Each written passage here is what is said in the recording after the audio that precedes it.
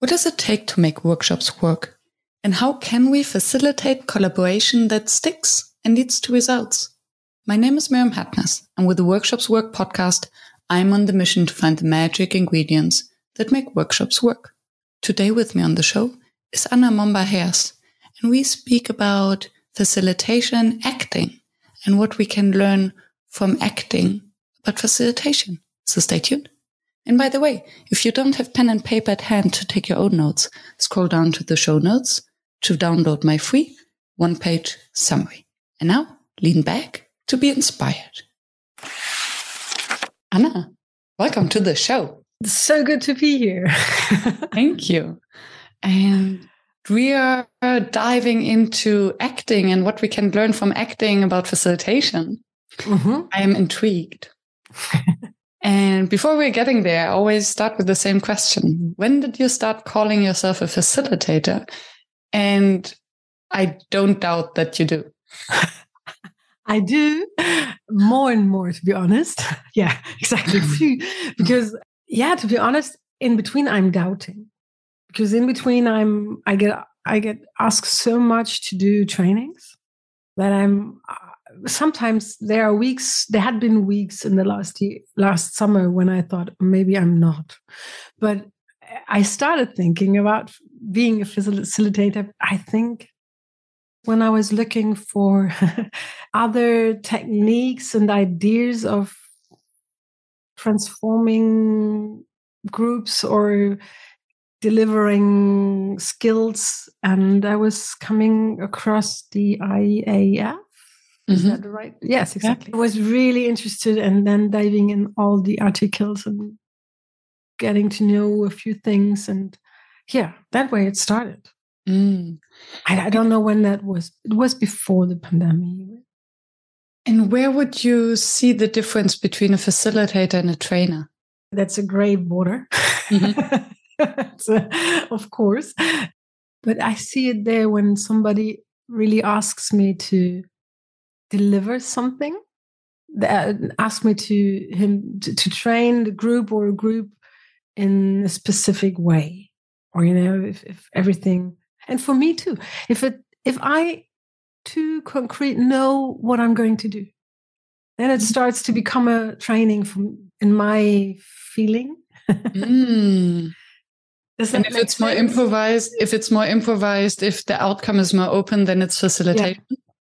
Yeah, even if they ask for the same things, like help us being more present in our communication or something like that. Even then, sometimes they really want this and that and that and that, and their employees to be able to this and that and that and that after. And sometimes they just ask for support, and then things can be more open, and I can go with what the group needs or the person in front of me needs. So what I hear is the training is you come in as a subject matter expert to bridge a knowledge gap, and facilitation, you're there to enable the group so that they bridge the knowledge gap themselves. Exactly. And of course, then still I can help building that bridge with my knowledge and skills, but then I don't know so exactly what they need then. And then the training, I know quite exactly before already. Things are quite more clear somehow. Nice. Yeah, true. Because with facilitation, we know we have a goal or we have a purpose, but the explicit result is unclear because it needs to come out from the group. So it has still to emerge. And I don't know the way to get there. Sometimes I know, I have a feeling for, of course I have a clear goal, but the way there is not so clear. Even if we pass through all my skills and knowledges, I don't know how to get there. Then it's more facilitation, and that's the gray round, the gray part of the border. Yeah. Sometimes I know exactly from where to where they want to come, and then still I don't know how to get there. Yeah, and then it's a little more facilitation, and on other occasion it's more training because they really ask me, please plan concretely and we want to see the plan before and show us the design. And are you sure this isn't too much time for that? Interesting. And I actually wonder whether then maybe the bridge between facilitation and training is what we call experiential learning. Yeah. So to create an experience for them to learn as opposed to us training them.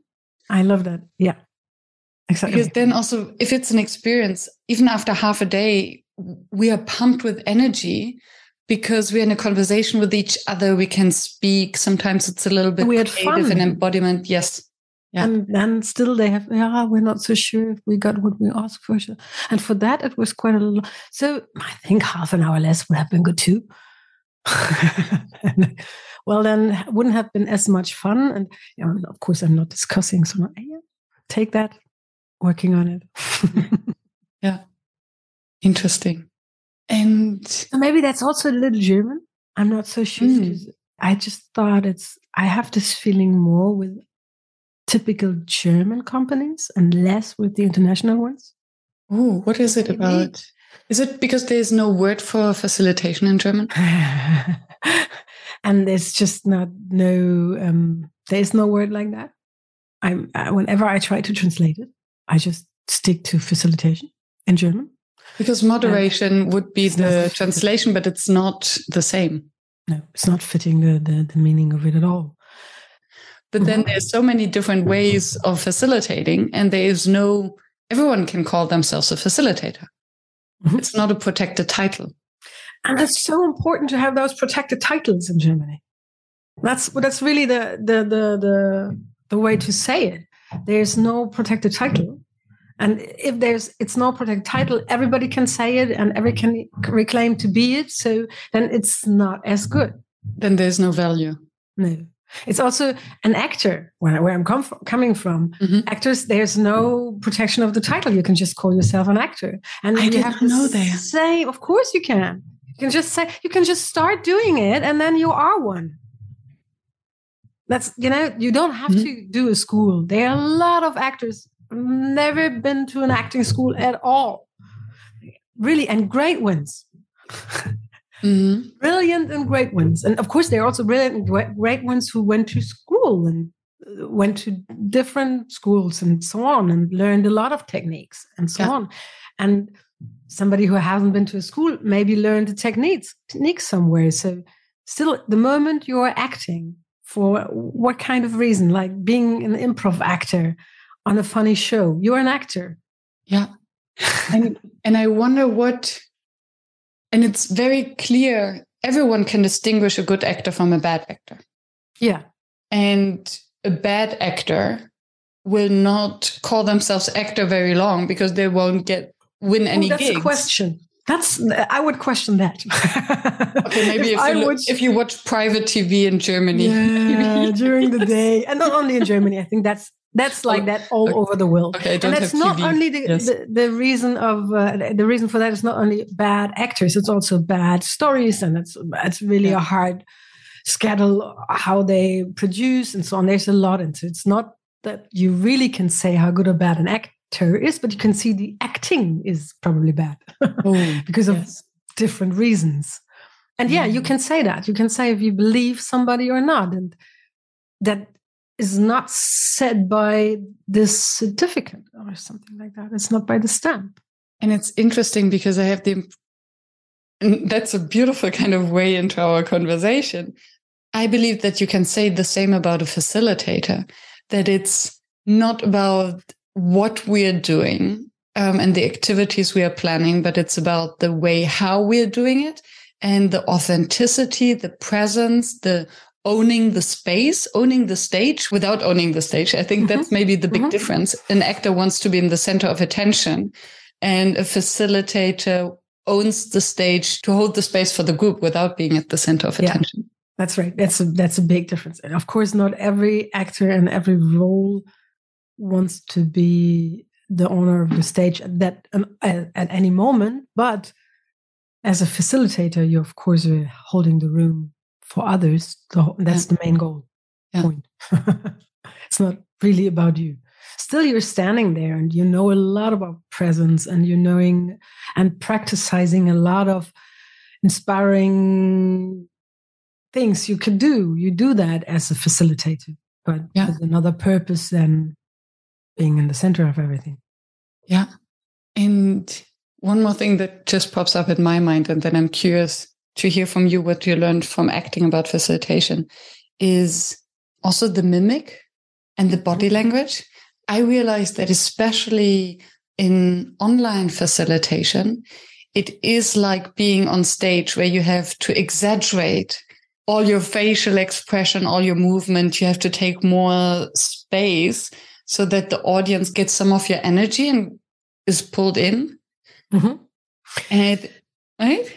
Yeah, you're right. I think it's the same in the room.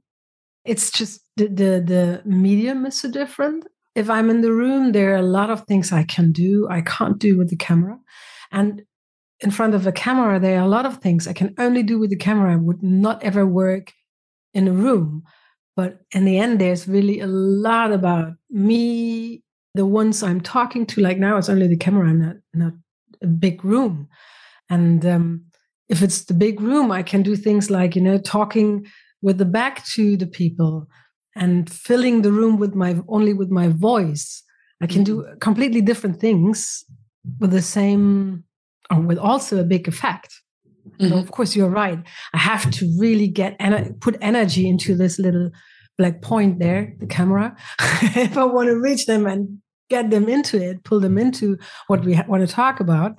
And it's really helpful if you use whatever you have. But it's all focused on this little point. Yeah.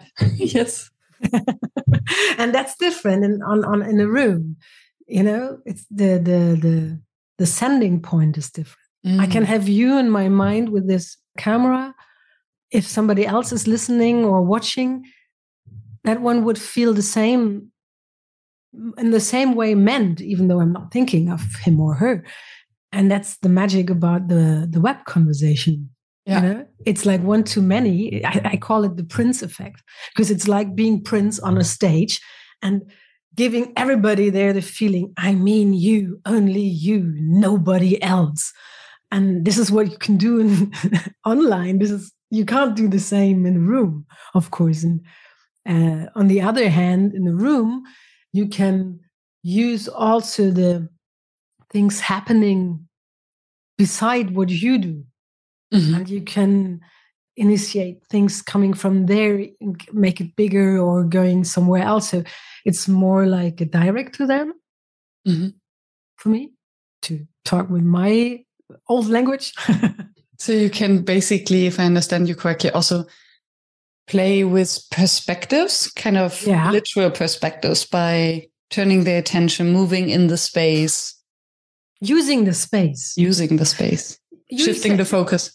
Yeah, you said you're using the space you're having here digitally, with the camera, knowing exactly what the frame is, and, knowing when you get out of this frame, and knowing that you really have to give a lot to this little point. But in the end, it's, I think, it's just different. I thought maybe it's less energy. You need less energy to do it, but that's not right. It's just different. Yeah. Yeah. And then maybe it depends on the personality and sensitivity, and also on the group. So for instance, I absorb the energy of the group a lot. And I think it's even independent of whether it's online or offline. But I have the impression when I'm online, I shut down and then I can recharge. Whereas when I facilitate in the space, it asks me even more energy, because I absorb so much. And it's more difficult to just send them into a breakout room and recharge for myself. And I think it's much more difficult to know when to handle the energies. In this way, it's me with this camera and my imagination of whoever I'm talking to, and what I'm seeing on the screen and so on. But in a room, I, of course, have to see everything. And by that, I get everything. Also, any energy going on there. And to handle that it's not really getting into you, that's a training thing, to be honest, I think. And maybe also a talent. Yeah. Being more able to, not let to protect. To protect yourself of everything, or to know what to let in and what not. And as I'm talking about it, I think you have to be in training for that. So possibly I'm not in training anymore with groups, I think. But for that, I love it if I just do 1.5 hour sessions and then have big breaks. Mm-hmm. If I'm in groups, because that's somehow the time I can handle it good. And then I need not really recharge, but as in no time, a little green and 10 minutes walking somewhere and having nothing in my mind. And then I can start again. But it's a question of not really letting everything in. Yeah. And I wonder whether, on the one hand, I think sometimes we misinterpret the signs online. So for instance, what does it mean if someone has their camera off? Does it mean that maybe they don't want to show their background, but they're very engaged? Or is it because they're not engaged and they're doing something else? And then it's the story that we are telling ourselves in our heads. And then in the space, participants can be very disengaged, although they're physically present and still have their video off, in air quotes. Yeah. And I wonder whether, I think you sense that as a facilitator if you're standing there. And I wonder whether you learn to sense that or learn to protect yourself if you're an actor. And I'm thinking of an actor in the theater. Mm-hmm. Imagine when you said that it's maybe a training or a talent, I'm thinking of an actor who's playing a role in a theater play that just doesn't resonate with the audience. So it has nothing to do with them. It's the play, and still they have to struggle with this frustrated energy coming from the audience. And even if it has to do with you have to get through that. Even if you then finally understand for the premiere or something, this is not working, because that happens. You still have to get through. It's not nice. And you probably feel anyway awful after, because it's not going to be the big party. We done it. It's more like, well, that didn't went well. And still you have to separate yourself from that. And there are ways like techniques that might help you use what happens. For example, there's one idea I really loved a lot as long as I worked with actors, to tell them that the moment when they start to think private while they're acting, where they're in their role, that's a kind of egoistic movement. Like, for example, if you're in your role and you find out what the audience is not reacting, I don't get them, then you don't say like, say you're playing Romeo and Julia, and the audience is not reacting, then you're thinking, I'm not getting them. Julia is not thinking, I'm not getting them. It's Anna who's thinking, I'm not getting them. And I was always telling them, this is kind of egoistic, because you are the role in that moment. So whatever happens to you belongs to the role. So then it's Julia having the feeling, I'm not getting him, or I can't express myself, or why don't they understand me, whoever they in front of her are. And by that, you can use everything. What happens, any private idea, what happens to really richen up the moment and your character. And I love this idea of, if I'm in a role, even also as a facilitator, whatever happens is not happening to Anna.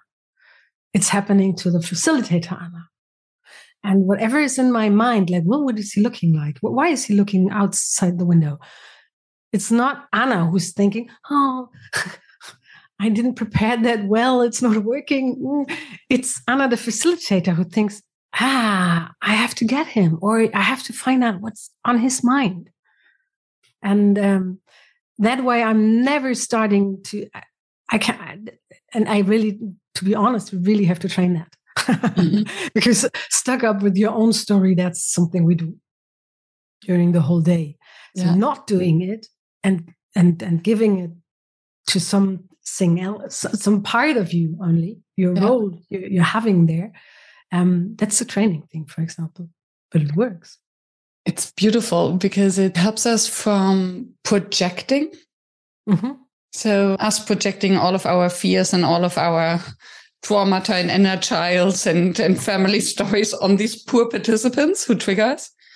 And this external perspective on us is then also bringing some objectivity in. So the self-talk. And it motivates. That's the most beautiful thing about it. It's instead of blocking me, like what is going on there? What is going on there? Into what is going on there? What is going on in his mind? Instead of what is going on here? Why can't I handle the situation? Am I bad prepared or whatever? It's more like, what is going on here? It's the same question, but it's different. Yeah, it's almost from problem focused to opportunity focused. Yeah.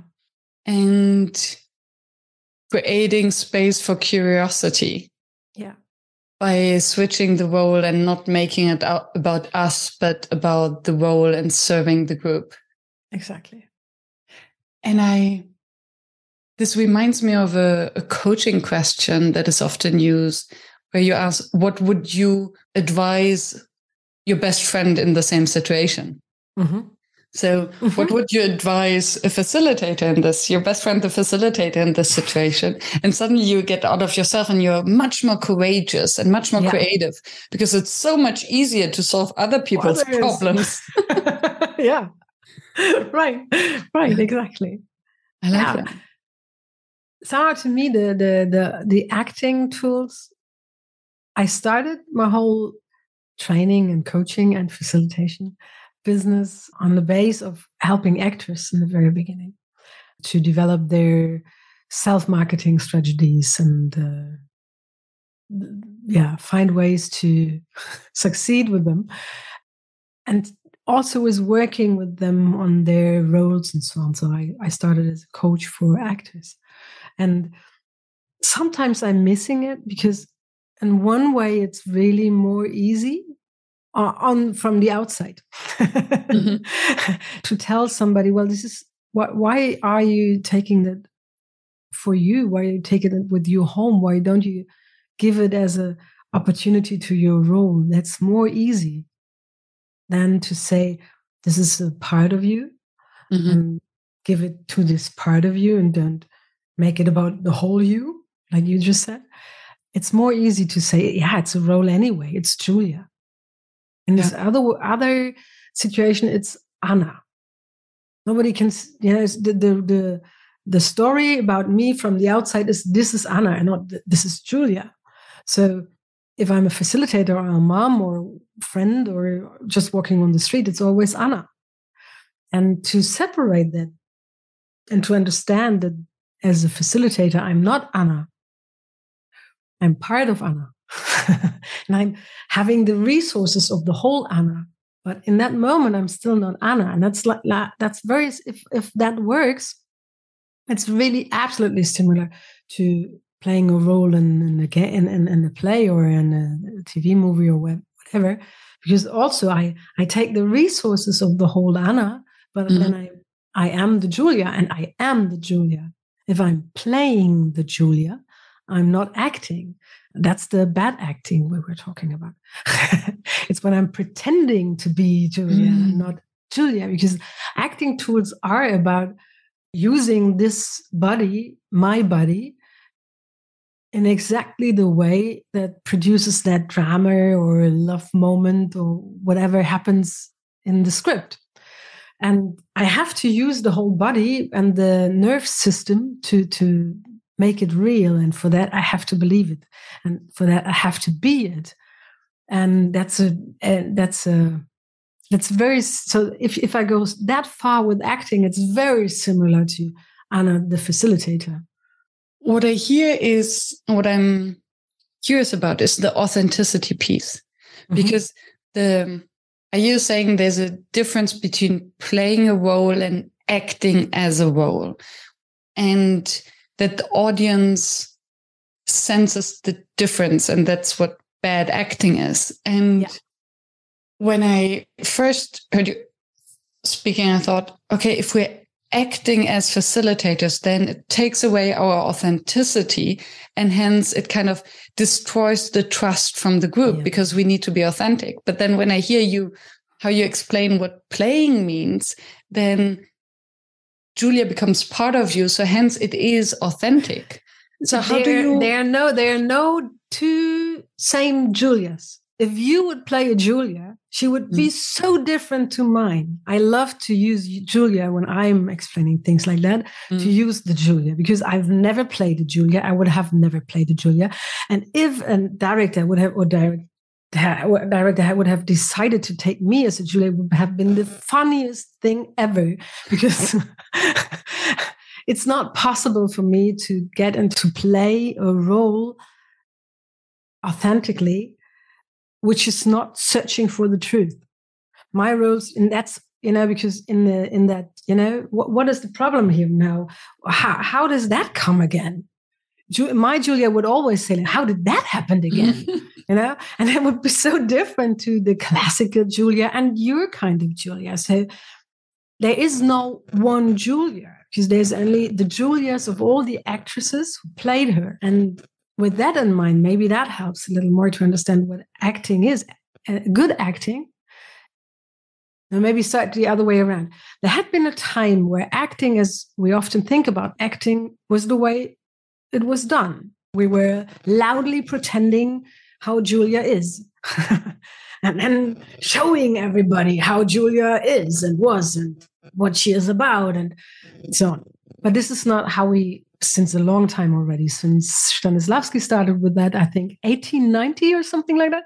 So a long time ago, when nobody else around, the bioenergetic people were starting a little later already with thinking about, there's what is authenticity. And Freud at that time started to think about what is the human being and what is the mind and what is my feeling of me and so on. So it was the same time when Stanislavski in Moscow started to ask him, how can we be more truthful on stage, and worked on techniques to achieve that. And that's already long ago. And since then, we developed these techniques, and they are all about reproducing a real moment. Thank you for elaborating that. What I just realized is, if I understand you correctly, back in the days, it was more like there is an expectation from the director and from the audience. And as an actor, I'm trying to fulfill this expectation. So I'm pretending and I try to copy as much as possible. Whereas today it's about the interpretation of the role and the adaptation. So it's not about, and maybe it's then the trust that if my interpretation is authentic, then it will serve the audience, but I'm not trying to please the audience as a goal. Yeah, that's a complicated sentence, I would say. Of course, I always want the audience to be pleased in one way or the other. But still, there's a conception in acting, which means I'm giving something. And if it's not working, it's not working. But it's not... Good acting is really not about, in the first place, think about how somebody would take it or would see it or want it to be. Yeah. It's, of course, about what is my goal. Like if it's a comedy, don't play a tragedy. Of course, there's a perception thing in it still, but it's both. It's my interpretation, which, if it's surprising, it's the best. Yeah. And still, I have to touch the part of the expectations, like I am in a comedy or I am in a tragedy. And on top of that, sometimes I can deliver that better by not giving it. Like if somebody is expecting a comedy and I'm giving it deepness of the feelings of the tragedy in it or whatever. Yeah. of the love, the great love I'm in, then it's really funny. So and maybe that's it, that it's about moving something in the audience. You said you want to surprise them, you want to move them, showing them the love, the big emotions. And you create this by, connecting to the audience, but not just delivering what they ordered. I think if you try to please, you're less credible. Yeah. And there are actors who really make their whole career on not delivering. Yeah. Because I think we, as humans, we connect better to authenticity as opposed to someone trying to be liked. Yeah. Because we always feel like, oh, what does this person want from me? Why are they doing that? So there's something that makes us uncomfortable. Whereas if someone is truly authentic and delivers great emotions, we get intrigued. We like them. We get sucked in. Exactly. And the big misconception about acting is really that basically acting is about playing, and acting is about acting. I said right, to act for somebody, something for somebody, and to do something, and not to do something purposeful. That's acting. To achieve something, and not playing, not pretending to be something or someone, or do something. It's about really doing it while you're doing it. Doing it while you're doing it, and that's what facilitators do. Yeah, doing it while you're doing it, and thinking on your feet, and not trying to be liked. Yeah, and having the courage to have an idea and explore how to deliver that idea. And then maybe that's coming back to this, what is the difference for me? If I'm allowed to, I know what I should deliver, like, I know this is a comedy, I know this is a training about storytelling, whatever.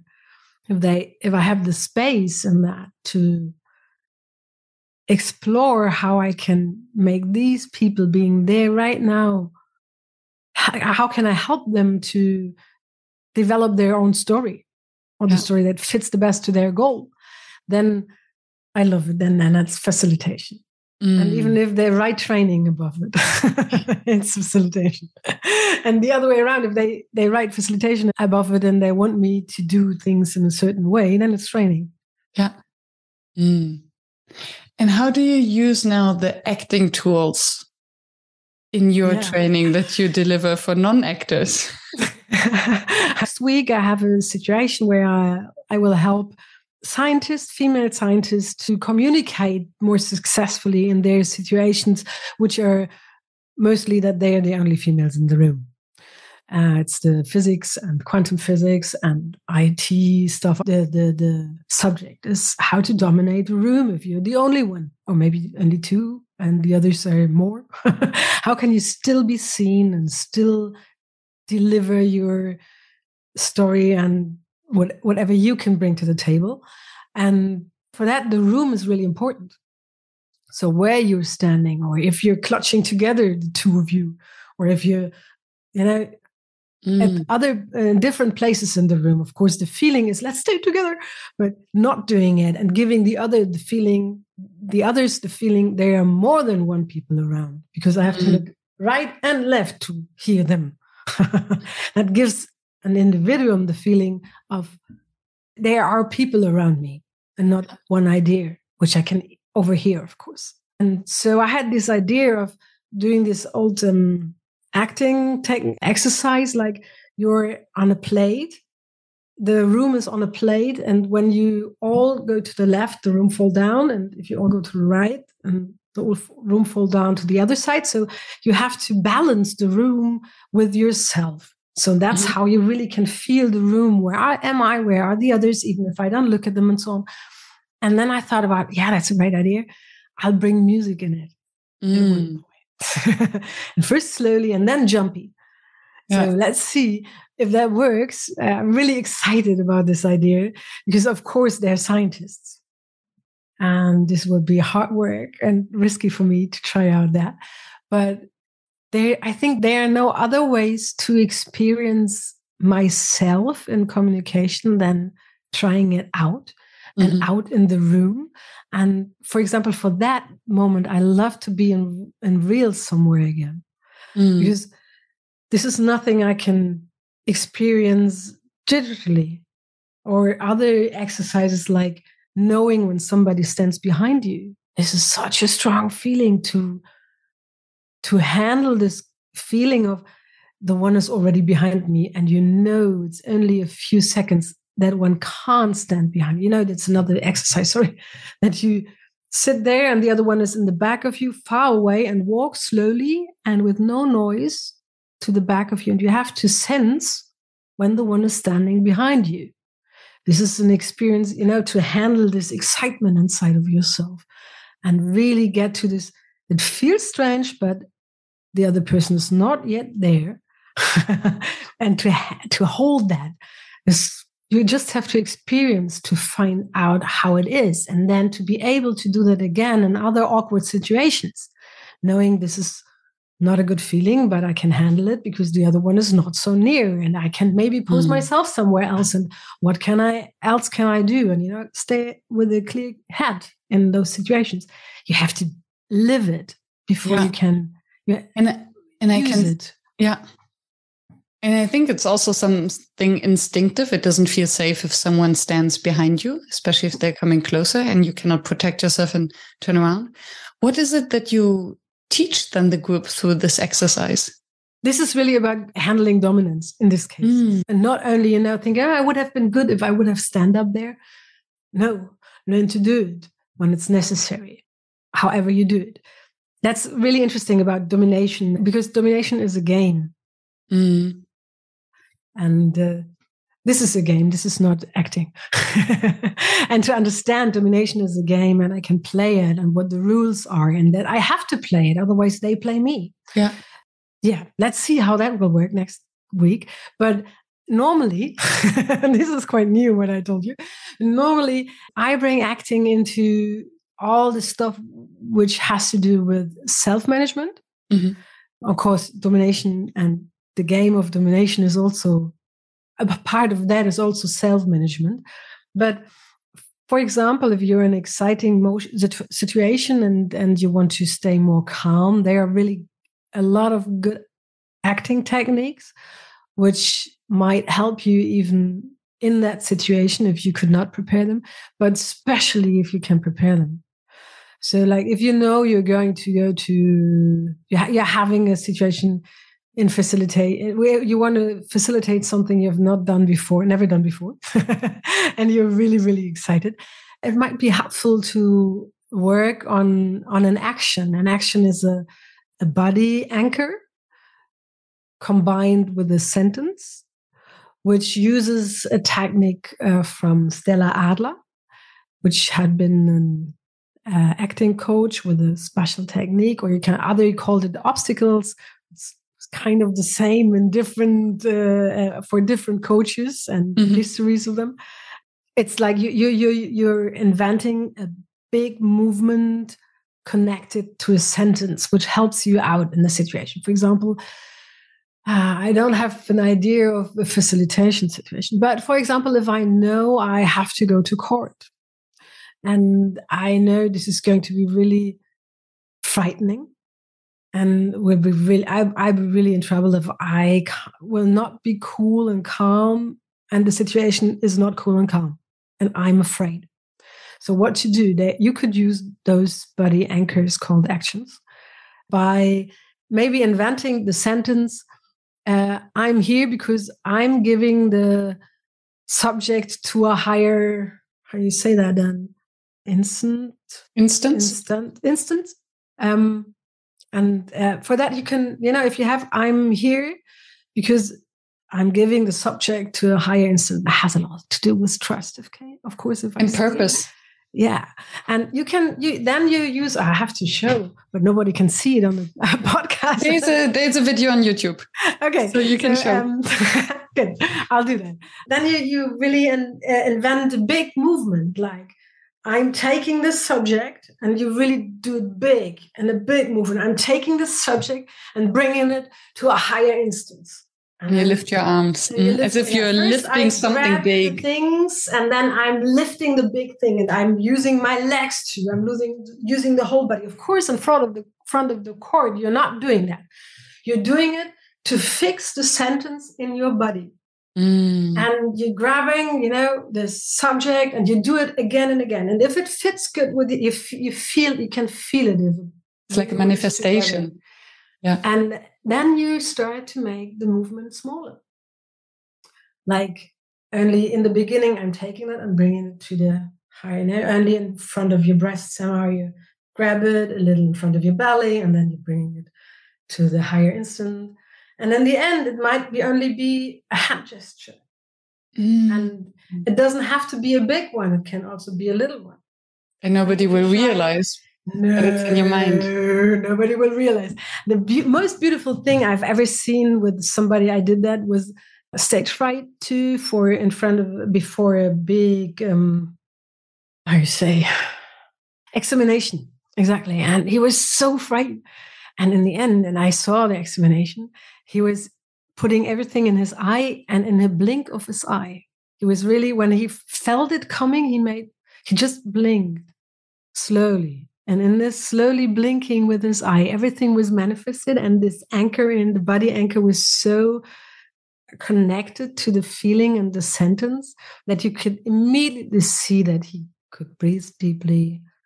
It was so beautiful. It was such a small movement, only the blink of his eyes. That's such a good tool. And I think for facilitators who, yes, might be courageous in front of the group or stand up to speak out and challenge a group or a client, this is very, yes.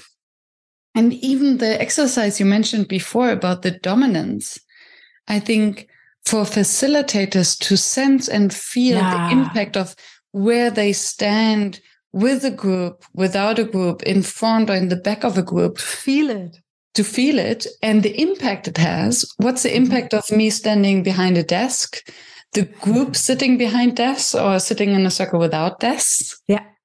Me standing in front of them in the middle or in the back? And also, if you really go with the idea of the floor of the room, you have to balance it, and the whole group is on one side and you're on the other. How much weight you have to bring to the room? Oh, yes. Yeah. For example.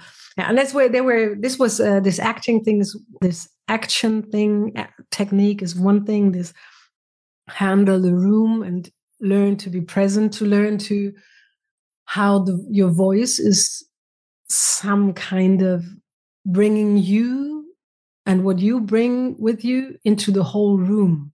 And that's why you really can put your voice in the room. The room can echo your voice and then what you bring to the room and to the situation. You can work with your voice in the room. That's another way to train what you could train, which could help. And then there's one thing I'm not so good at yet. I'm still working on. I have an acting coach I really, really admire, Dominique Schut, and she's working on Chekhov technique. And I'm still, trying to get it in. It's not where I'm coming from, basically, but I love it because it's so impactful and it's so, it's working and using your resources. So everything you bringing with you anyway, but it can go beyond that because it's so basically how our body functions and how our nervous system functions. Like they're different. They decided to have different types of energetic people, like the floating and the molding character and the staccato. I'm often a staccato, for example, naturally. And I just have those twos on mind right now, but because maybe that's they're mine. That's why I'm so clear with the staccato and the molder. What are the others? Floating, flying. Floating is 5 or 6, and to know about that, what you bring with you, and to learn to sense what the others are, can really help you to communicate. So if you're a flying person is somewhere else all the time. I can be there too sometimes. But if you're talking to somebody like that and you're staccato, talking, really meaning it, and want them to listen now. And there's somebody trying to really explain what's happening and can't really, and you're trying to explain what's happening. Yeah. Then, of course, it's not working. And the other one is not in the situation to handle it, but you are. So you can, as a facilitator, to see it, you can ask to get more grounded before you do anything else. You can maybe try what reaches that one with, maybe using more floating gestures and tones, or molder, which is this, creating things. And you can, as soon as I say molder, my hands are starting to modulate the air, which there's nothing in the air. And maybe that helps or it doesn't help. And it's more I have to be like water. That can really, really help you to understand somebody and maybe also to help people out of situations. And I find this interesting. And I wonder how you identify. Is it just through the pitch and how they speak? Or is it how they communicate, the words they use to communicate the language? Is it those who blabber more? It's the gestures, it's the words, it's the energy in the speech, it's the tone, it's the body language. So if you start to learn those characters, it's called, you would just do it about the body language, no sound at all in the beginning. It's only body in the very beginning. Like, floating, flying. Yeah. Jumping around, being in the air the whole time. And staccato is more energetic, walking. More determined, maybe? Yeah, exactly. More determined. I'm just thinking of another recent podcast episode I had with Tom Goldhand, and he's a dance teacher. And he does check-ins with a group where everyone says their own name and the name of the person next to them. And he uses this check-in just not for everyone to learn their name specifically, but to get a sense of the energy in the room. So depending on how fast the circle goes and how people would pronounce their name, how loud their voices are, how their body posture is, he knows exactly what the energy level of the group is. And I can imagine that combining it, what you just said, even a simple check-in, say your name and where you're calling in from. And show me maybe how you're feeling right now is. And if you know those characters, you could really use them. Oh, I'm just this way. And exactly. I'm here. Yeah, exactly. My name is Tom. So I think because modern acting tools are developed to give you the opportunity to use your body in the way it's helpful for what you should deliver or you want to deliver. And again, like if you're filming, you have to do it again and again. It's never the same. It can't be. We're not able to do something exactly the same, not twice. Not to talk about 40 times, but not twice. So still you have to have a direction. Otherwise you can't cut, you can't edit it in the end. Yeah. You have to have, similarities. And to be able to do that, you have to really be able to find the trigger in your nervous system, which deliver what you need at that moment, even though it's not 100%, it's quite the same. Yeah. And only that with whatever technique you use, because there are quite a lot, really interesting ones too. All the techniques are helping you to be able to find out your triggers, to where you're dimmer for which emotion and which energy is. What do you mean by trigger? Because when I hear trigger, I think of emotional triggers. So you say something that maybe triggers my inner child or triggers me becoming defensive or my insecurities. Exactly. Is this what you mean? Yeah, but I mean it more like a dimmer. Okay. So how do you react then? What is an acting tool to help me not to act on triggers? For example, those actions, which I showed before, if I know it's going to come, it's that. And if I train the characters we were talking, if I'm trained in them, I can use them, for example, by checking in with myself and hearing my voice and hearing me talking really clear, because I'm in charge now. And I could just, know, okay, this is not relaxed. This is staccato. So what is there?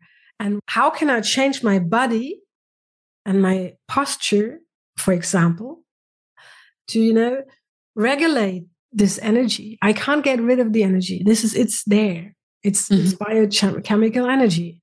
It's not gone. It's, cholesterol is in your body if you don't feed it for 20 minutes before it's all gone. So you can't say it's not there. It is there, but you can try to give it another way to be seen. Like if something happens which triggers your inner child and it feels unsafe and insecure, and that's why another part of you starts to fight and talking like this and explaining the people where they are and what's going to happen now. And you yourself are recognizing it, like, oh, wow, what's happening here? And it has to do with the posture. The first thing would be, where can I get loose? Maybe finding out what your breath is doing right now. What's your belly doing? That's the most important part of your body to regulate yourself. It's the muscles of your belly. To be able to get them hold on and loose.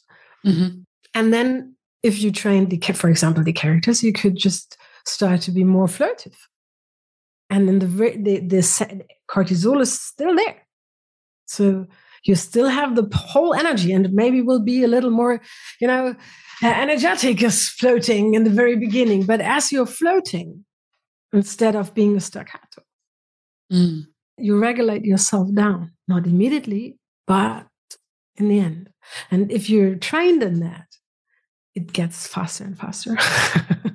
You can click by that, because in the end, those techniques are made for actors, and an actor might be in a situation where it comes out of a scene where he or she just fought somebody and was really pissed and runs out of the door and, make the door really slam, and the slamming the door makes even more energy in the body. And then he has to run around the stage on the back, and on the other side, coming in next day, being charming and nice and maybe in love. An actor has to be able to do that. And it's possible if you're able to change the gestures, your body, it's still the same cortisol pegel in yourself. Yeah. It's the same amount of cortisol in you, but it's by running around, you can't get rid of all the cortisol you just pushed in yourself. You get rid of your adrenaline and noradrenaline, because this is gone by speaking in minutes, really only a few, but the cortisol is still there. So what to do? You can use it. It's all about interpretation. And you can use your body to interpret the amount of cortisol you're having in. This, I love that one. The bridge experiment. No. About they had been. I love this experiment. It's about how we change our perception of what happens with us. And there was a beautiful girl or a beautiful guy in front of a hanging bridge. Everybody who's on a hanging bridge raises his heartbeats. It's stressful.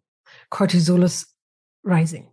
There's no other way. You're looking down, hundreds of meters. You just get in trouble.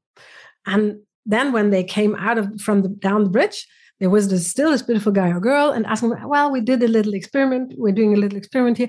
Could you just sign out this, query about high being or a high point or something like that? And it wasn't about that. it was only about, then they gave them their business card. And if you have a question, you can call us. Mm-hmm. And they did the same on a normal bridge.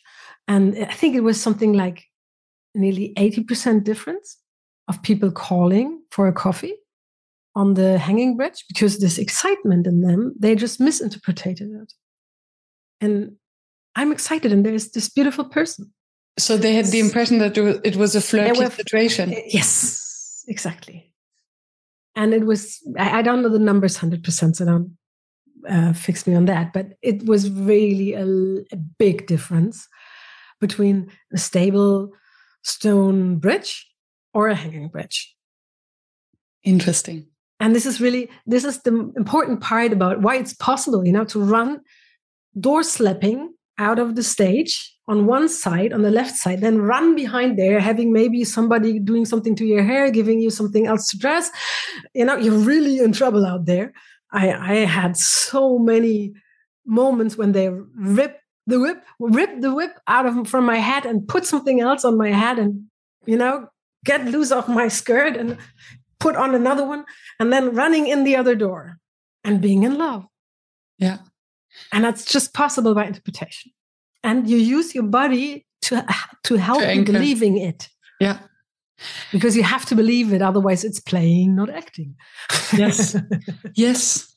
And to have these little clues for ourselves and to learn these actions, as you call them. I think that's helpful. And also with the hanging bridge experiment, I think it's so useful.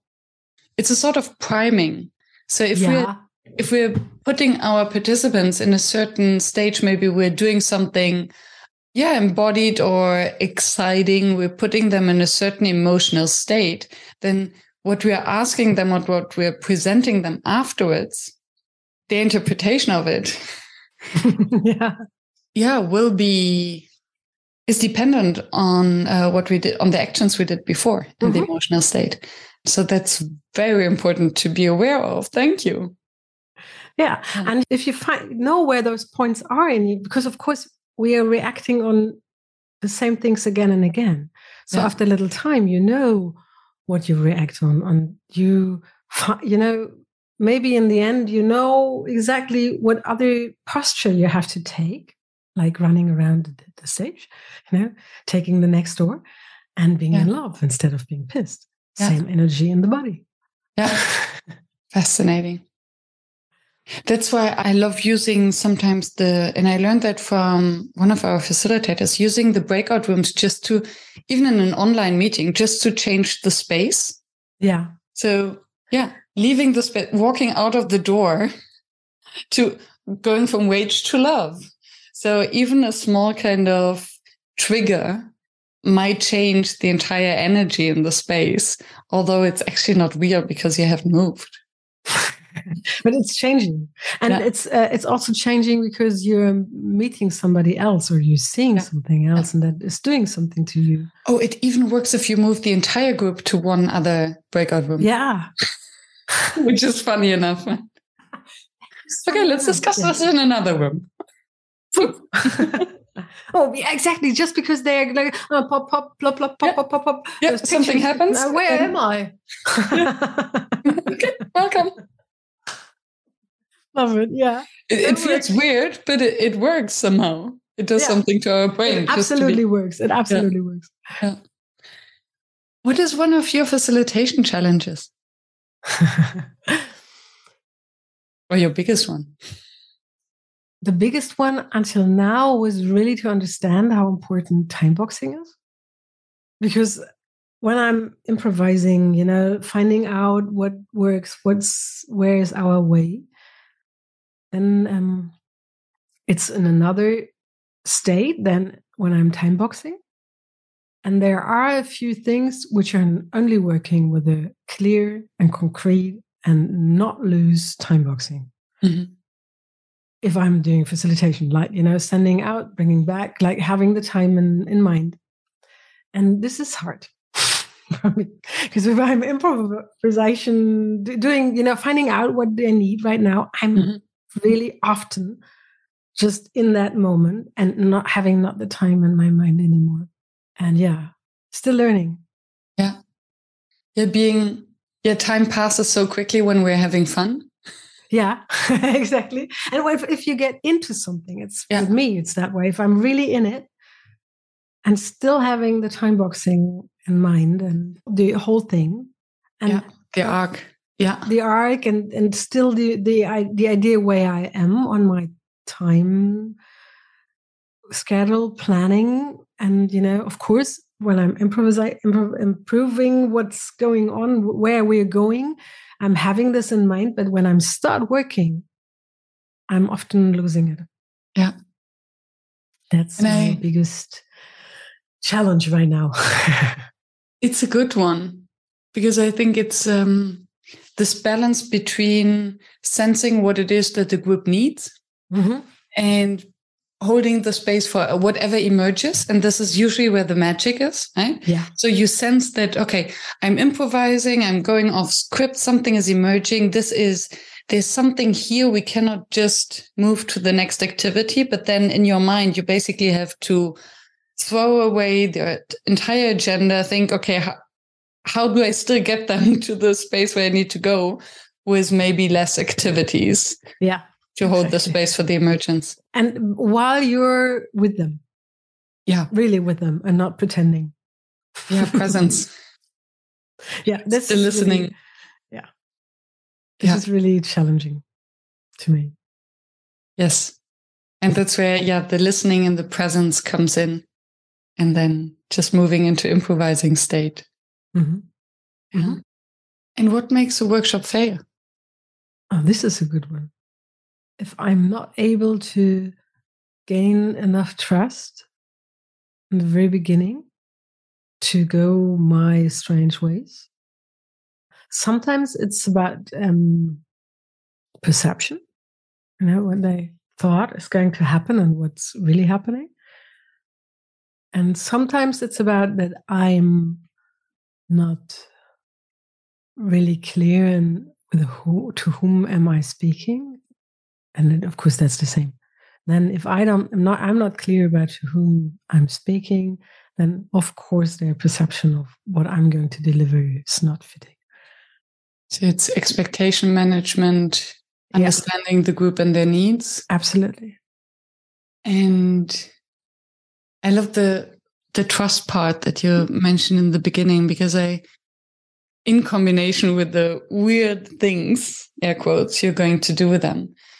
Because I realized that, especially the worst thing that can happen, I agree, is if someone in the group says, so why are we doing this? Kind of questioning your process and questioning the activities and then bailing out and withdrawing.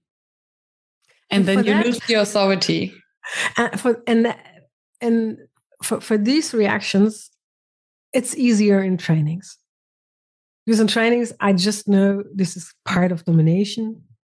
I just do what's necessary. If it's a nice one, I'm helping. If it's not a nice one, I'm really quick in putting them to their place. But it's not working in facilitation. Not the same way. Yeah. Like in training, I can just, very easily show somebody who's the boss with being really kind, sweet, and still clear and concrete. But in facilitation, the same thing would not work. Yes. Fascinating. How would you, if you're being your best self, how do you react in these moments? Yeah, I'm just thinking about the worst situation I ever had in training and try to put that in a facilitation situation.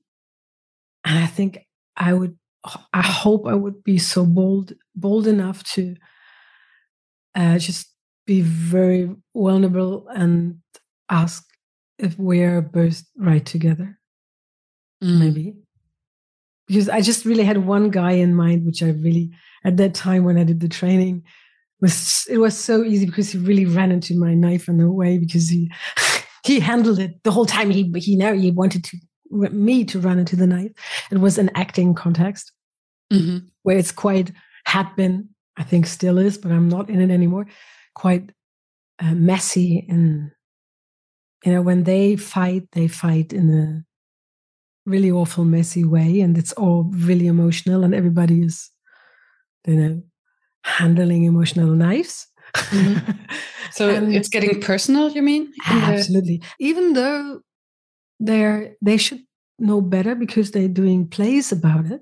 They lived through all those kind of complication and problematic relation stories and so on. They lived it all. And still in real life, they can't see it. Mm. It's really strange. They are like, sometimes I think in old, really, somebody my age having such an experience as an actor and then handling a situation like a little boy, being vulnerable and making in a bad way himself vulnerable, like insisting on things and being the victim. Exactly, the whole time. Mm-hmm. And so this guy at that part wanted to make me the victim from the very beginning. And so that's why I just, I could just do energetic Aikido and then with a little knowing about dominance and so on. And this would not work in facilitation. What did you do precisely when you say energetic Aikido? Oh, let's talk. Because I know what I'm talking about and he doesn't. Mm. So, oh yes, good idea. Come over. Could you sit here? No. Doing all the teacher stuff, Yeah. And why would you? Because this reaction, oh yes, come here, sit next to me, let's facilitate together. Because I'm showing him, everybody would see that he's an asshole. Mm-hmm. And maybe that's the reason why I'm doing it. Mm-hmm. And that's not good for facilitation. And if he's acting as an asshole, why isn't it? That's why I meant. Why I would say that's why I meant. Mm-hmm. Maybe then this is saying, this is an asshole move. Mm-hmm. It's different than making everybody see what an asshole he is. Mm. Me making myself vulnerable and by saying, whew. Yeah. Kind of asshole move what you're doing. How can we get out of there? This never happened to me, but if I hope I would be as bold to really be able to then really put them in that place. Instead of, showing everybody what an asshole he is. Because, not naming it, but showing it. Yeah. That's the domination play. And interestingly, in a recent podcast interview, my guest, and I don't remember who it was, mentioned a very similar situation in a facilitation context. Where he basically did exactly that. So the person, the participant, acted like a total dick. And he called him out and said, okay, if you know everything better, okay, you know what? How would you have done it? Come over here and explain how would you have done it.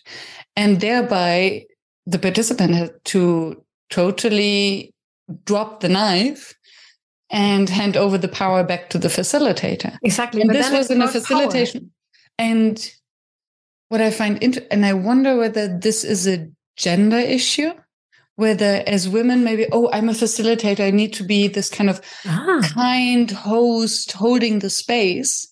Whereas men might be more direct and more confident saying, yes, I'm here to hold the space. And if someone is attacking the space and putting the group in danger, it's my role to put them back into place. And if this means humiliating them in front of, or helping them to humiliate themselves. This way I like it better. Because basically, if you're inviting him to assist and to share his apparent knowledge, and he says no, you're giving them the stage to humiliate themselves. Yeah, if I would ask them, how would you go on? And the one would say no, you're right. So maybe if my goal in that moment is to protect the safe space, I probably will have to put him in place. Yeah. And I would do it exactly that way. Like, oh, good idea, come over. Let's do it here. And I would bring him in the front. But you can really do that. You can go far with domination. Yeah. And you have really to look where the line is, because that is on one hand, protective for everybody. And on the other hand, then everybody knows it's not fun to play with you. So it's thin ice, I think. It really depends on the situation, on the group, and on you, who you are, and how you do it. Because any kind of domination has an effect. Of course, you have to handle domination. Always. You can't just, hope it's going. No, it's never going away by not being addressed. Yeah. You have to address this in one way or the other. Yeah, it depends. I know what you mean. And if it's there might be a situation where it's really good to do it in facilitation too, to protect the situation, the room, the group. But if you do it, you just have to know that's changing the way the people see you. Yes. And that's probably the problem, because it's maybe then it becomes the gender topic. Yeah. Not maybe before that, but then. Yeah, it might. And then I am thinking back about the actions and maybe our roles we are playing. So as a woman, then if our pitch gets higher and we become maybe too defensive, then it can flip very quickly. So it's really important. If we're playing the dominance game, how can we keep ourselves grounded? You have to. Yeah. You have to do that. Part of dominance is being grounded, being big. Calm. Really, how? Starting with making yourself bodily, making your body big. Yeah. Using space. Yeah. Putting chairs beside so that everybody can see you. Yeah. And, making big, slow movements. Talking deep. Slower. Yeah. Making a lot of points all the time. Also with your voice. Don't let people talk in your speech. And of course, not trying to reach out with your energy. At all. Yeah. And that's a game. That's the game then. Yeah. And the game is fun, to be honest. It's a real fun game. And this goes now full circle to where we started. It is a fun game if you can play the role. Yeah. If you are the facilitator role and you don't make it about yourself. Absolutely. You are so right. Now I got it. Yeah, absolutely. If it's not Anna, but Anna the facilitator who got attacked. If it's Anna the facilitator, I can play. Yeah. But maybe that is something it's anyway nice to learn for the whole Anna. I trained it for a long time to really know that it's a fun game. Ever it happens. And I really watched a lot of guys who are really well on that and tried to learn by watching. That helps. That's something in an acting school, you're often got sent out to coffee shops to hang around and watch people and to try to understand by watching how they are and what they bring with them and the story and on why do you think the story and so on, what in the movement makes you think that this story or that story. And you have to really write down everything. And there's one exercise, for example.